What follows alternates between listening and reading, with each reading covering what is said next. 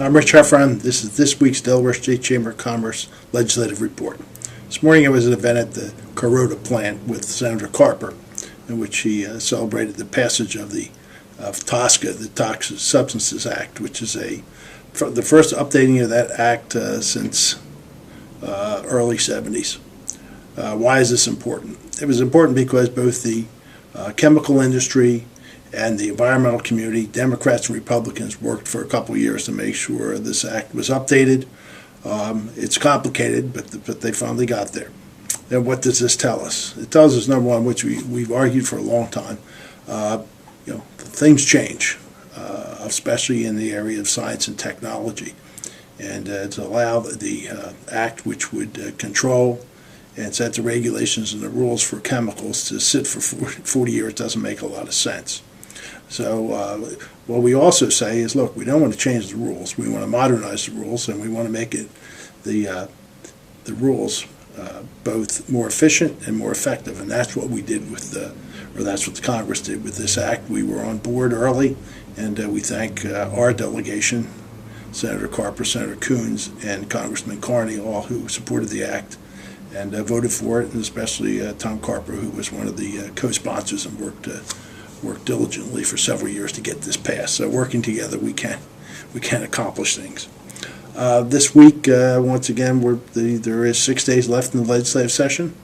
We're watching both House Bill 308, which is the workers' comp bill. We had some discussions, maybe some compromises there. We'll see. There's also an amendment that would only apply to state workers, which may pass in the Senate, in which case, if it does, it'll have to go back to the House. Any amendment of this is a House bill. Any amendment in the Senate, the bill goes back to the House, and the House has to pass the bill with the amendments, or the bill would die. Also, House Bill 283. There's still some discussions about that. The one that deals with veterans and employing veterans, and also setting up a project labor agreement for state work. There are some negotiations, discussions about the PLA section and modifying it. But we'll see if that comes forward. Today, DFAC meets to let us know where we are with the revenues, which will obviously affect budget negotiations. Won't find out this afternoon exactly where we are and what DFAC is going to report, but we do know that this morning, one of the co-chairman of the Joint Finance Committee, co-chairman from the House, Representative Melanie Smith, sent out a memo to Dana, members of the nonprofit community, let them know that they expect revenues are down, and they could be down further, and so there'll be some cuts in the grant and aid program, and for them to be prepared for that. Representative Smith does not favor across-the-board cuts. She'd rather look at programs and continue funding those that are successful, and those that they either are not as successful, or the committee doesn't see the need for it in the legislature. They will receive some of the cuts, but that might give some indication of where we are. On the other hand, May's job report came out. Unemployment in the state has dropped to 4.1%. The federal unemployment rate is 4.7%. We've created about 11,500 jobs since last year.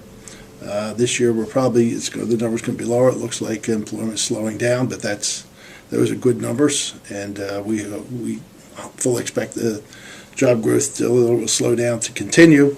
As we said before, the other side of the ledger, the revenue side, the income side, is where we're suffering a little bit, and we'll have to wait and see if that picks up as the year goes on. Right now, there's no indications of that. So that's we're creating jobs. They just don't pay as much as the jobs that we lost since 2008.